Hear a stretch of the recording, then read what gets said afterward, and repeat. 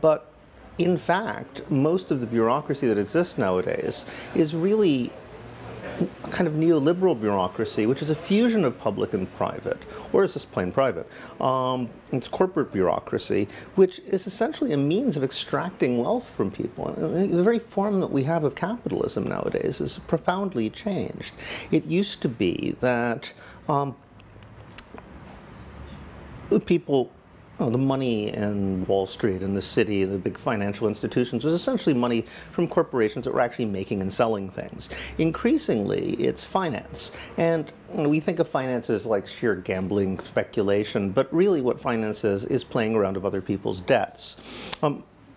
Financialized economy means that large financial interests collude with government, essentially corrupt the system and create they talk about deregulation, but what that really means is creating new regulations which ensure that people are in debt, and they go trade the debt and speculate on the debt with one another. That's what happened with the 2008 mortgage crash, of course. Everybody's taking bets on how long it was going to take people to default on their mortgages. But you have to create those debts. And that's done through bureaucratic means.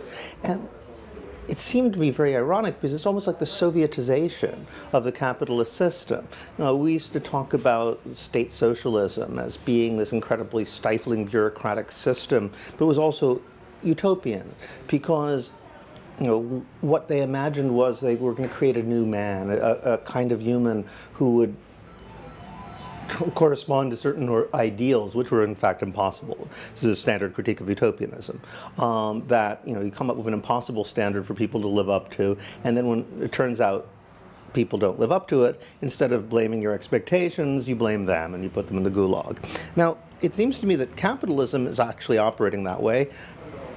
In fact, the major source of profits within capitalism is precisely utopian behavior. You look at a bank like JP Morgan Chase, something like 70% of their profits now come from fees and penalties. So let's say half of that is penalties. So half of the profits from the biggest corporation, or the biggest bank in America, perhaps in the world, I'm not sure, comes from essentially making up rules that you can't follow and saying, but any decent person, any reasonable person should be able to balance their checkbook. They make up this impossible ideal, and then when you can't live up to it, they punish you, except they take money.